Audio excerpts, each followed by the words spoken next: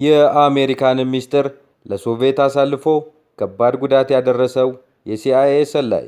ሰላም ጤና ይስጥልኝ ወደ ቻናላችን ቤተሰቦች፣ በዛሬው ፕሮግራማችን ለአስርተ ዓመታት የአሜሪካ ምስጢራዊ መረጃዎችን ሲያቀብል የነበረው ስለ አልድሪች አሜስ አጠር ያለ ፕሮግራም ይዘን ቀርበናል። እስከ ፕሮግራማችን ፍጻሜ አብራችሁን ቆዩ።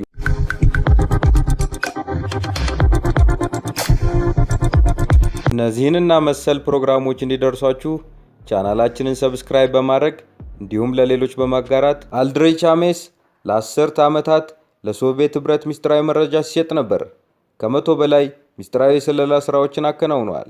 10 የሚደርሱ የምዕራባውያንን የስለላ ባለሙያዎች በአልድሪች ምክንያት ተገድለዋል። ለሁለት ወገን የሚሰልለው አልድሪች እንደ አውሮፓውያን አቆጣጠር በ1994 የዕድሜ ልክ እስራት ተፈርዶበታል። ኦልድ ጎርደቭስኪም ለሁለት ወገን ነው የሚሰልለው። በለንደን የሩሲያ ስለላ ተቋም ኬጂቢ ኃላፊ፣ በሚስጥር ለዩናይትድ ኪንግደም የስለላ ተቋም ኤም16 በጎን ይሰራ ነበር። አንድ ቀን ራሱን 30 ለምዕራባውያን ሀገራት የሚሰሩ ሰላዮችን ማንነት እንዳጋለጠና ወደ 100 ኦፕሬሽኖች እንዳከሸፈ አምኗል። ኬጂቢ የሚያውቀው ኮልኮል ወይም ደወል በሚል ቅጽል ስም ነው። ክህደት የፈጸመባቸው 10 የሲአይኤ ስለላ ባልደረቦች ተገድለዋል። ይህም ለ20 ዓመታት ለምዕራባውያን መረጃ ያቀብል የነበረውን የሶቪየት ወታደር ኃላፊ ዲሚትሪ ፖልኩሼቪንም ይጨምራል። በአሜሪካ ታሪክ አደገኛ የሚባለው የኬጂቢ ሰላይ አልድሪች ያለ አመክሮ የዕድሜ ልክ እስራት ሲፈረድበት ይግባኝ መጠየቅ እንደሚችል ተገልጿል። በሲአይኤ የሶቪየት የአጸፋ ስለላ መሪ ሳለ ብዙ ጉዳት በአሜሪካ አድርሷል። አሜሪካ በሩሲያ ያላትን የስለላ ኦፕሬሽኖች ያውቅ ነበር። ከሌሎች ምዕራባውያን ሰላዮች ጋር መረጃ ይለዋወጥ ነበር።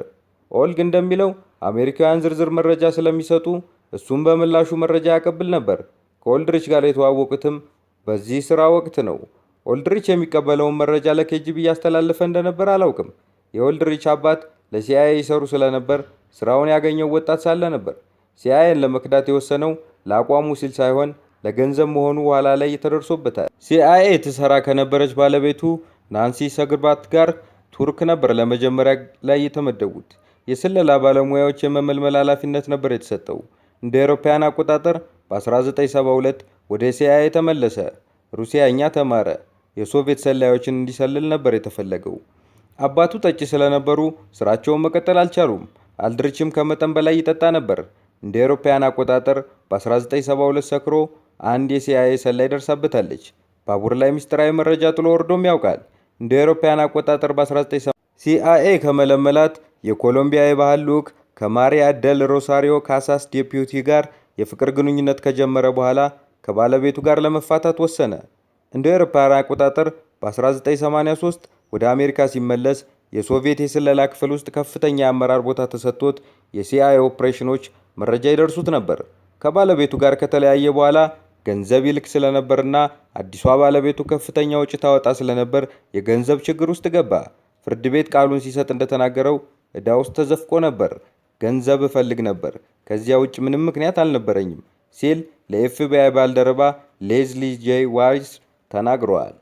እንደ አውሮፓውያን አቆጣጠር በ1985 በዋሽንግተን ዲሲ ወደሚገኘው የሩሲያ ኤምባሲ ሄደ። ለሲአይኤ የሚሰሩ የሩሲያ ሰላዮችን ስም ዝርዝር ሰጣቸው።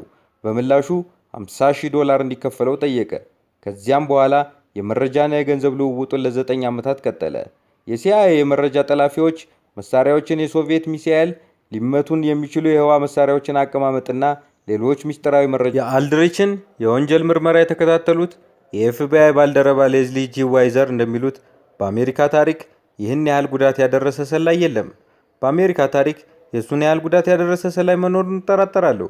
የሰዎች ህይወት በእሱ ምክንያት ተቀጥፏል ሲሉ ይገልጹታል። እንደ አውሮፓውያን አቆጣጠር በ1986 በሶቪየት ያሉ የሲአይኤ ሰላዮች ድንገት መጥፋት ሲጀምሩ ጥርጣሬ ተፈጠረ። አልድሪች ግን መረጃ መሸጡን አላቆመም። $2.5 ሚሊዮን ገደማ ከሶቪየቶች ለሚሰጣቸው ምስጢራዊ መረጃ ተከፍሎታል። ዓመታዊ የሲአይኤ ደሞዙ $70,000 ይደርስ ነበር። በ$540,000 አዲስ ቤት ገዝቶ በከፍተኛ ወጪ ቤቱን ማሳመር ቀጠለ። ጃጓር መኪናም ገዛ። እንደ አውሮፓውያን አቆጣጠር በ1994 በኤፍቢአይ ባልደረባ ሌዝሊ ጂ ዋይዘር የታሰረውም ከዚህ በኋላ ነበር። ጥርጣሬውን የፈጠረው ቅንጡ አኗኗር እንደሆነም ተገልጿል። በቁጥጥር ስር ከዋለ በኋላ ባለቤቱ ላይ ጠንካራ ፍርድ እንዳይጣል ተደራድሮ ከፖሊስ ጋር ለመተባበር ፈቃደኛ ሆናል። ባለቤቱ ለሶቪየት በሚስጥር መረጃ እንደሚያቀብል ታውቅ ነበር። 5 ዓመት ብቻ ታስራ ተለቃለች። የኤፍቢአይ ባልደረባ ሌዝሊ ጂ ዋይዘር ስለ ራሱ ትልቅ አመለካከት ነው ያለው። ሰላይ መሆኑ አይጸጽተውም፣ መያዙ ግን ይቆጨዋል ብለው ተናግረውለታል። ውድ የቻናላችን ቤተሰቦች የአሜሪካንን ሚስጥር ለሶቪየት ህብረት አሳልፎ በመስጠት አሜሪካ ላይ ከባድ ጉዳት ያደረሰውን የሲአይኤ ሰላይና እንዴት እንደተያዘ እንዲሁም በፍርድ ሂደቱ ያጋጠመውን ሁነቶች ያቀረብንበት ፕሮግራም በዚህ ጨርሰናል። ለቻናላችን አዲስ ከሆናችሁ ቻናላችንን ሰብስክራይብ በማድረግ ቤተሰብ ይሁኑ። ስለነበረን ቆይታ ከልብ እያመሰገን ሰናይ ጊዜን ተመኘ።